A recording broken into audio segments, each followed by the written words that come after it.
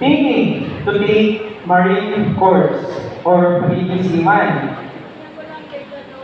Bago ko pumayag sa ng application ko, that night before I planned to submit application, I prayed. I prayed for guidance. I prayed for the better choice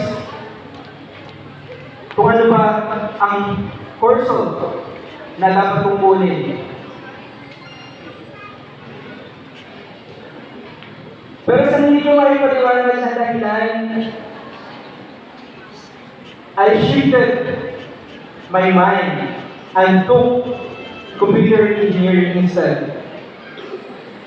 I almost forgot that since high school, I always dreamed to work in the urban vision room, closer with my parents and my family. Unang taon sa kolehiyo ay hindi naging madali. It was the hardest year for a 50-year-old at isang probinsyano na katulad ko.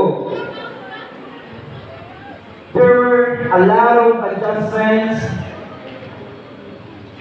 a new environment, new responsibilities.